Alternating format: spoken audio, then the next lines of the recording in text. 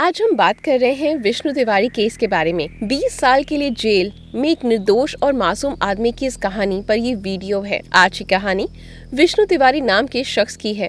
तो ये विष्णु तिवारी कौन था, इसके साथ क्या हुआ था और आखिर ये लोग 20 साल बलात्कार की सजा काटने वाले एक व्यक्ति के लिए इतने अचानक से सहानुभूति क्यों जताने लगे। सब कुछ सिलसिलेवार तरीके से समझने के लिए वीडियो को बड़े ध्यान से आखिर तक देखना होगा। चलिए शुरू करते हैं आज का प्यारा सा वीडियो। इस सच्ची कहानी के मुख्य जो किरदार हैं वो है विष्णु तिवारी। इनका जन्म 1977 के आसपास उत्तर प्रदेश के ललितपुर जिले में मेहरौली कोतवाली के अंतर्गत आने वाले सीलावन में हुआ था। विष्णु तिवारी के पिता का नाम रामेश्वर प्रसाद तिवारी था। ये परिवार बहुत अमीर तो नहीं मगर काफी मेहनती था और अपनी मेहनत के बल पर ठीक ठाक जिंदगी जी रहा था।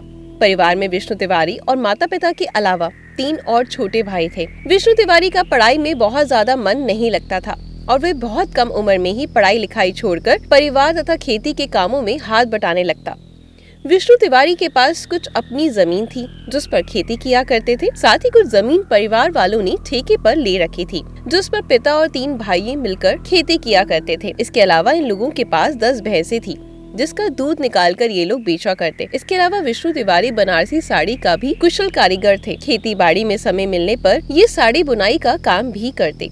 कुल मिलाकर ये पूरा परिवार अपनी मेहनत से ठीक ठाक जिंदगी गुजार रहा था। परिवार में सब कुछ ठीक ही चल रहा था, लेकिन ये सब कुछ ठीक बस तभी तक रहता जब तक इस परिवार का एक बेटा बलात्कार के आरोप में गिरफ्तार नहीं हो जाता है। बलात्कार के आरोप में बेटे की गिरफ्तारी के बाद आगे जो कुछ भी होता है उससे पूरे परिवार की जिंदगी बदल जाती है, या यूँ कहें कि तबाह हो बर्बाद हो जाती है। साल 2000 के सितम्बर महीने में इसी गाँव की रहने वाली एक महिला पास के हरोली पुलिस स्टेशन में जाकर शिकायत करती है कि विष्णु तिवारी नाम के व्यक्ति ने उसके साथ बहुत ज्यादा मारपीट की है। साथ ही उसने जाति सूचक गालियां दी हैं और इसके अलावा वो महिला कहती है कि विष्णु तिवारी ने मेरा बलात्कार किया है और मुझे धमकी दी है कि अगर इस घटना के बारे में मैं किसी को बताऊंगी तो मैं तुम्हारी जान ले लूंगा। आरोप काफी गंभीर थे, इसलिए पुलिस तुरंत मामला दर्ज करती है। विष्णु तिवारी पर बलात्कार, धमकी देने, जाति सूचक गालियां देने जैसी गंभीर धाराओं के अंतर्गत SC/ST एक्ट के तहत मामला दर्ज कर लिया जाता है। आनन फानन में ही मुख्य आरोपी विष्णु को गिरफ्तार कर लिया जाता है। गिरफ्तारी के समय विष्णु तिवारी की उम्र 23 साल थी। हर आरोपी की तरह विष्णु तिवारी भी सभी आरोपों से इनकार करता है, मगर पुलिस विष्णु की एक बात भी नहीं सुनती और उसे गिरफ्तार करके स्थानीय अदालत में पेश किया जाता है। जज साहब पूरे मामले को सुनते हैं और मामले की गंभीरता को देखते हुए बलात्कार के आरोपी विष्णु तिवारी को ललितपुर डिस्ट्रिक्ट जेल में भेज दिया जाता है। इधर पुलिस और जांच में लग जाती है। कुछ महीने तक अपनी तफ्तीश पूरी करने के बाद पुलिस फाइनल चार्जशीट जारी करके कोर्ट में फाइल करती है, जिसमें विष्णु मुख्य आरोपी बनाया जाता है।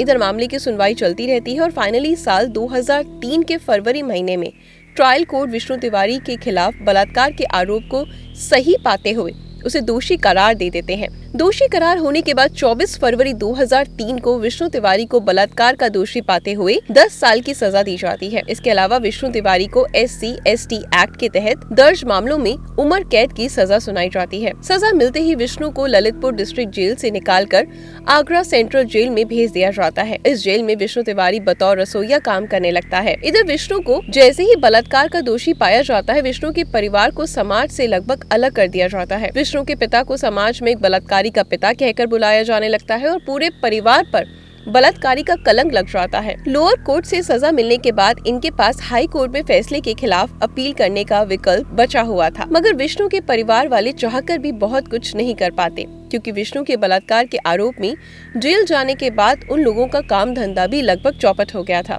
इस कारण उन लोगों की आर्थिक स्थिति बहुत अच्छी नहीं रही। उनके पास इतना पैसा भी नहीं था कि बड़े वकील को हायर कर सके और हाई कोर्ट में लोअर कोर्ट के फैसले को चुनौती दे सके। इन लोगों की जो भी कुछ सेविंग थी वो गिरफ्तारी के बाद पहले 3 साल में ही लगभग खत्म हो गई थी।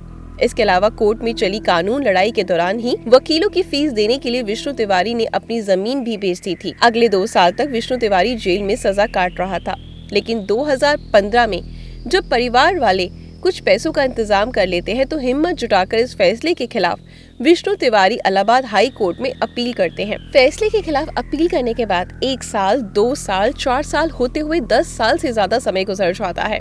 मगर केस की सुनवाई का नंबर आता ही नहीं। आपको जानकर हैरानी होगी कि जहां आम कैदियों को महीने में या फिर तय नियम के अनुसार परिवार वालों से मिलने की अनुमति होती है, मगर विष्णु तिवारी चाहकर भी परिवार वालों से नहीं मिल पाता था। विष्णु तिवारी के पिता रामेश्वर प्रसाद तिवारी अक्सर जेल में अपने बेटे से मिलने जाया करते, मगर महीनों गुजर जाते लेकिन उन्हें नहीं मिलने दिया जाता। इसके बावजूद विष्णु तिवारी के पिता अक्सर मिलने की कोशिश करते रहते और मौका मिलने पर हमूनन वही मिलने आते थे। अब साल आ चुका था 2014। विष्णु तिवारी को जेल की सजा काटते हुए 14 साल हो गए थे। परिवार वालों को उम्मीद थी कि शायद अब वो बाहर आ जाएगा, मगर ना तो विष्णु तिवारी को पेरोल मिलती थी और ना ही बेल दी जाती थी। विष्णु तिवारी के लगातार जेल में रहने से पिता रामेश्वर प्रसाद पर काफी बुरा असर पड़ता और वे कई बीमारियों से घिरे जाते। इसी बीच उन्हें एक दिन लकवा मार लेता है। परिवार के पास इलाज कराने के पैसे अब नहीं रह गए थे। कई दिनों तक तो रामेश्वर प्रसाद हालात से लड़ते रहे, मगर 2014 में ही उनका देहांत हो जाता है। विष्णु तिवारी अब तक इस बात से अनजान थे और अगले कई महीनों तक वे अपने पिता की मृत्यु की खबर से अनजान ही रहे। अब तक विष्णु तिवारी के पिता जिंदा थे। महीने 2 महीने में बेटे से मिलने चले ही आते, मगर इस बार कई महीने बीत गए और विष्णु तिवारी से मिलने कोई नहीं आया। जब कई महीनों तक पिता मिलने नहीं आए तो जेल के अंदर विष्णु तिवारी अनहोनी की आशंकाओं में घिर जाते हैं। इस तरह से 6 महीने और बीत जाते हैं। तभी एक दिन विष्णु तिवारी को जेल में एक पत्र मिलता है। ये पत्र गांव के किसी परिचित ने उसे भेजा था। दरअसल ये बताने के लिए भेजा था कि 6 महीने पहले पिताजी की मृत्यु हो गई है। पिता की मृत्यु की खबर मिलने के बाद विष्णु पेरोल की मांग करता है, लेकिन उसकी ये मांग ठुकरा दी जाती है और वो जेल में ही कैद रह जाता है। साल गुजरने और बदलते रहते हैं, मगर विष्णु को जेल से रिहाई नहीं मिलती। बाहरी दुनिया में कुछ काफी तेजी से बदल रहा था, लेकिन विष्णु तिवारी उन सभी बदलावों से बेखबर था, क्योंकि जेल में किसी को उससे मिलने नहीं दिया जाता था। काफी कोशिशों के बाद 2018 में परिवार के एक सदस्य को विष्णु तिवारी से मिलने की इजाजत मिल जाती है। अरसे बाद कोई विष्णु तिवारी से मिलने आया था। ये उसका छोटा भाई महादेव था। कोई मिलने आया था ये जानकर तो विष्णु तिवारी काफी खुश होता है, मगर भाई से मिलने के बाद उस पर दुखों का पहाड़ टूट जाता है। भाई बताता है कि 2014 में पिताजी की मृत्यु के लगभग 1 साल बाद ही माँ का देहांत हो गया था। इसके अलावा माँ की मृत्यु के बाद हार्ट अटैक से 2 भाइयों की मौत हो गई है। इतना कुछ सुनने के बाद विष्णु तड़प कर रह जाता है, मगर वो कुछ नहीं कर पाता। वो बस खुद को कोसता रहता है कि आखिर उसने कैसा गुनाह कर दिया कि ना तो माता पिता का कंधा दे सका और ना ही भाइयों की अर्थी को सहारा दे पाया। अब तक विष्णु को जेल में गए 19 साल से अधिक समय वक्त गुजर चुका था। विष्णु ने 2005 में ही निचली अदालत के फैसले के खिलाफ इलाहाबाद हाई कोर्ट में अपील की थी। अब साल 2019 आ चुका था, मगर अब तक विष्णु की वो अपील वाली फाइल हाई कोर्ट के किसी कबाड़ खाने में धूल फाक रही थी। बल्कि अब तक तो उस फाइल के 2-4 इंच मोटी धूल भी जमा हो चुकी होगी। बीते समय के साथ विष्णु भी अपनी रिहाई की उम्मीद को छोड़ चुका था, लेकिन 2020 में कुछ ऐसा होता है जो किसी चमत्कार से कम नहीं था। जेल प्रशासन के एक अधिकारी की नजर विष्णु पर पड़ती है और विष्णु के व्यवहार से काफी प्रभावित होते हैं और उसके बारे में जानकारियां इकट्ठी करते हैं तो पता चलता है कि विष्णु तिवारी पिछले 20 साल से बलात्कार की सजा काट रहा है। उसे उम्र कैद की सजा मिली हुई है। अब तक ना तो उसे बेल मिली थी और ना ही कोई उसे पेरोल पर बाहर जाने दिया था। अब वे अधिकारी विष्णु तिवारी की फाइल को मंगवाते हैं तो पता चलता है विष्णु तिवारी ने 2005 में निचली अदालत के फैसले के खिलाफ अपील की थी, मगर अब तक उसकी एक सुनवाई भी नहीं हुई। अधिकारी को ये पता चलता है कि आर्थिक स्थिति बहुत ज्यादा दयनीय होने की वजह से वे दोबारा अपील नहीं कर पाया। उसके पास वकील की फीस देने के पैसे नहीं थे। इन सब के अलावा जेल अधिकारी जब इस केस से जुड़े पुरानी फाइल्स निकालते हैं तो उसमें कई सारी खामियां नजर आती हैं। इसी के बाद Agra central jail authority state legal service authority से संपर्क करता है और उसे विष्णु तिवारी के केस के बारे में विस्तार से बताता है। पूरे मामले को जानने के बाद इस मामले में स्टेट लीगल सर्विस अथॉरिटी दखल देती है और कबाड़ खाने से विष्णु तिवारी की पुरानी फाइल्स निकाली जाती हैं और फाइनली 2020 में निचली अदालत के खिलाफ दायर अपील की पहली सुनवाई इलाहाबाद हाई कोर्ट में होती है। इस सुनवाई के बाद आगे भी कई दिनों तक ये मामला इलाहाबाद हाई कोर्ट में चलता रहता है। पूरी सुनवाई के दौरान कई सारी खामियां नजर आती हैं। सबसे पहले तो कोर्ट ने ये नोटिस करता है कि साल 2000 में जिस तारीख को महिला ने थाने में जाकर एफआईआर की वो उस डेट को दर्ज नहीं हुई थी, बल्कि 3 दिनों बाद एफआईआर दर्ज की गई थी। शुरू से यही कहा जा रहा था कि शिकायत महिला ने खुद ही दर्ज करवाई, मगर हाई कोर्ट में चली सुनवाई के दौरान ये पता चला कि एफआईआर महिला ने नहीं बल्कि उसके पति ने, उसके ससुर ने दर्ज करवाई थी। हाई कोर्ट ये नोटिस करता है कि निचली अदालत में पुलिस द्वारा ना तो कोई एक सबूत पेश किया गया और ना ही कोई एक गवाह, बल्कि केवल पुलिस की चार्जशीट और एफआईआर को मानते हुए निचली अदालत ने विष्णु तिवारी को एफआईआर में दर्ज की गई सभी धाराओं के तहत दोषी मानते हुए सक्षम आजीवन कारावास की सजा सुना दी थी। महिला ने आरोप लगाया था कि उसके साथ विष्णु तिवारी ने मारपीट की है, उसका बलात्कार किया है, जबकि उस समय की मेडिकल रिपोर्ट की जांच करने पर पाया गया था कि मेडिकल रिपोर्ट में साफ लिखा हुआ था कि जांच में बलात्कार की पुष्टि नहीं होती है। ना तो महिला के प्राइवेट पार्ट पर किसी तरह की कोई चोट के निशान थे और न ही महिला शरीर पर किसी तरीके के चोट के निशान थे, यानी मारपीट के। पर इन सबके बावजूद निचली अदालत ने सभी फैक्ट्स और तथ्यों को नजरअंदाज करते हुए महज पुलिस एफआईआर और चार्जशीट के आधार को बनाते हुए विष्णु तिवारी को बलात्कार के जुर्म में 10 साल सजा तथा SC/ST एक्ट के तहत दर्ज मामलों में सक्षम आजीवन कारावास की कड़ी सजा सुना दी थी। इन सभी तथ्यों को देखने के बाद अपनी ओर से कुछ और जांच करवाने के बाद इलाहाबाद हाई कोर्ट में मामले की सुनवाई कर रहे जस्टिस डॉक्टर जयेंद्र ठाकुर तथा जस्टिस गौतम चौधरी पाते हैं कि विष्णु तिवारी पर लगाए गए आरोप पूरे तरीके से बेबुनियाद और फर्जी हैं। विष्णु तिवारी को उस जुर्म की सजा मिली जो उन्होंने किया ही नहीं था। 19 साल 3 महीने और 3 दिन तक विष्णु तिवारी उस जुर्म की सजा काटते रहे जो उन्होंने कभी किया ही नहीं था। पूरी सुनवाई के बाद तत्काल इलाहाबाद हाई कोर्ट विष्णु तिवारी को बाइज्जत बरी करने का हुक्म देते हैं और कागजी कार्रवाई पूरी करने के बाद फाइनली 2 मार्च 2021 को विष्णु तिवारी को आगरा सेंट्रल जेल से रिहा कर दिया जाता है। 2 मार्च 21 की शाम विष्णु तिवारी जेल से जब बाहर आए तो उनके पास एक छोटा सा बैग था, जबकि दूसरे हाथ में उन्होंने झोला पकड़ रखा था जिसमें उनके कुछ जरूरी सामान और कुछ कपड़े थे। इसके अलावा विष्णु तिवारी के पास वे 600 रुपए भी थे जो उन्होंने पिछले 20 साल जेल में बतौर रसोइया काम करने के बाद कमाए थे। 20 साल में विष्णु ने कहा कि 600 रुपए जमा पूंजी पाई अगर बात कर रहे हैं उन्होंने क्या खोया तो इसकी लिस्ट बहुत लंबी है और इसकी कीमत शायद ही किसी सूरत में पूरी हो सकती है। सबसे बढ़कर विष्णु तिवारी ने अपनी जिंदगी के वो बेशकीमती 20 साल गवा दिए जिसकी कमी वो कभी भरपाई नहीं कर सकते। जब विष्णु तिवारी जेल गए थे तो उस समय उनकी उम्र 23 साल की थी और जब जेल से बाहर आए तो वो 33 साल के हो चुके थे। जेल जाने से पहले इनका हंसता खेलता परिवार था। घर में माता पिता और 3 भाई थे, मगर 20 साल में विष्णु ने अपने माता पिता और 2 भाइयों को खो दिया। माता पिता की अर्थी को कंधा ना दे सके और ना ही भाइयों की। जेल जाने से पहले इनके पास कई सारी गाय भैंस थी और ये खेती बाड़ी करते थे, मगर जेल जाने के बाद सब कुछ लुट गया, बर्बाद हो गया।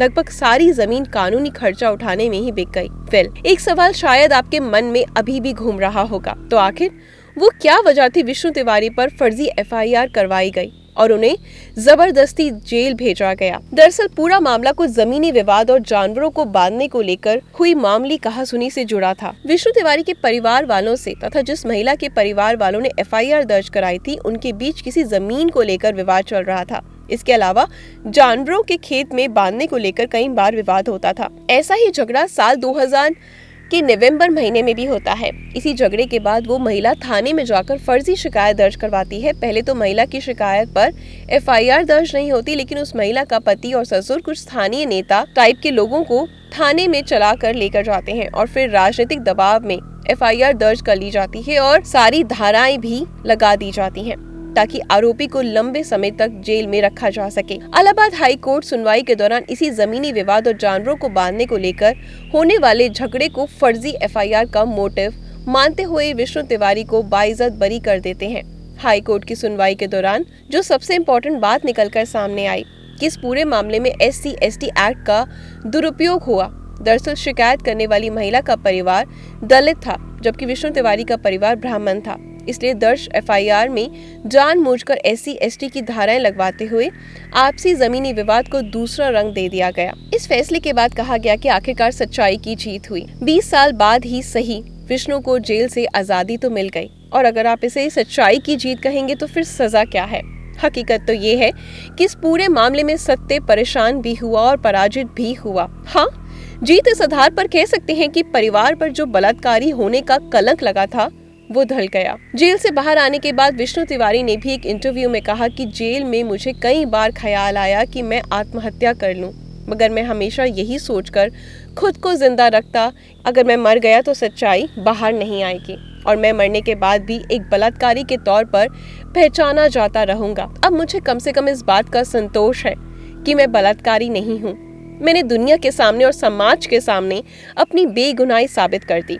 जब इलाहाबाद हाई कोर्ट से विष्णु तिवारी को बरी कर दिया गया तो ये मांग बड़े स्तर पे की जाने लगी कि सरकार को विष्णु तिवारी को मुआवजा देना चाहिए ताकि जो कीमती समय उन्होंने बेगुनाह होते हुए भी जेल की सलाखों के पीछे गुजार दिया उसकी भरपाई हो सके। इस संबंध में कुछ लोगों ने सुप्रीम कोर्ट में भी याचिका दायर करते हुए कहा था कि ऐसा नियम बनाया जाए जिसके तहत लंबे समय तक बेगुनाह होते हुए भी जेल से सजा काटने वाले लोगों को बेगुनाह साबित होने पर मुआवजा दिया जाए। हालांकि 2022 में सुप्रीम कोर्ट ने ये कहते हुए याचिका को खारिज कर दिया कि ये सरकार का मामला है, केंद्र और राज्य सरकार खुद ही इस मामले पर अपने नियम बनाए। चलिए हाल ही में विष्णु तिवारी के साथ घटित हुई एक और ट्रेजेडी के बारे में आपको बता देते हैं। अपनी जिंदगी के गोल्डन ईयर जेल की सलाखों के पीछे काटने के बाद 2021 में विष्णु तिवारी जेल से बाहर तो आए, वो नए सिरे से अपनी जिंदगी की शुरुआत करने की कोशिश करते हैं। क्योंकि महज 23 साल की उम्र में वो जेल चले गए थे, इसलिए अब तक उनकी शादी नहीं हुई थी। जेल से बाहर आने के बाद वे बिल्कुल अकेले हो गए, इसलिए उन्होंने शादी करने का फैसला किया।